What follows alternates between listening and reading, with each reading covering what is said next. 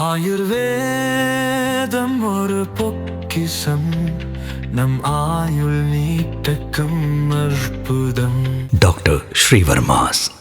தமிழகத்தில் நீண்ட காலமாக நிலவி வரும் துணைவேந்தர்கள் நியமன சிக்கல் மாணவர்களுக்குத்தான் பாதிப்பை ஏற்படுத்தும் என்று அண்ணா பல்கலைக்கழகத்தின் முன்னாள் துணைவேந்தர் பாலகுருசாமி எச்சரித்துள்ளார். இது தொடர்பாக தமிழக முதல்வருக்கும் ஆளுநருக்கும் அவர் எழுதியுள்ள கடிதத்தில், தமிழகத்தில் துணைவேந்தர்கள் நியமனம் தொடர்பான வழக்கு நீதிமன்றத்தில் நிலுவையில் உள்ளது. ஆளுநர் மாளிகையும் மாநில அரசும் தங்களுக்கு அரசமைப்பு வழங்கிய அதிகாரத்தை பொறுத்து கொள்கை முடிவை எடுத்துள்ளனர். இந்த விவகாரம் குறித்து நீதிமன்றம் தெளிவான ஒரு தீர்ப்பை வழங்கும். ஆனால் துணைவேந்தர்கள் இல்லாதது பல்கலைக்கழகங்களின் செயல்பாடுகளை கடுமையாக பாதிக்கிறது என்று தெரிவித்துள்ளார். துணைவேந்தர்கள் இல்லாததால் பல பல்கலைக்கழகங்களில் நிர்வாகம் முடங்கியுள்ளது.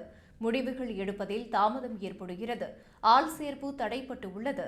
நிதி நிர்வாகத்தில் நிலைத்தன்மை இல்லை என்று குறிப்பிட்ட அவர், இதனால் ஏற்படும் விளைவுகளை சந்திக்கின்றனர் என்று வேதனை தெரிவித்துள்ளார். ஆளுநருக்கும் முதல்வருக்கும் இடையிலான அதிகார போட்டியில் பல்கலைக்கழகங்கள் பாதிக்கப்படக்கூடாது என்று குறிப்பிட்டுள்ள பாலகுருசாமி, இந்த விவகாரத்தில் ஆளுநரும் முதல்வரும் தற்காலிக தீர்வை நோக்கி நகர வேண்டும் என்று அறிவுறுத்தியுள்ளார். மேலும் இக்கட்டான நேரத்தில் நீங்கள் எவ்வளவு கராராக இருந்தீர்கள் என்பதை விட பல்கலைக்கழகம் போன்ற ஒரு நிறுவனத்தை பாதுகாக்க என்ன செய்தீர்கள் என்பதைத்தான் வரலாறு நினைவு கொள்ளும் என்றும் பாலகுருசாமி குறிப்பிட்டுள்ளார்.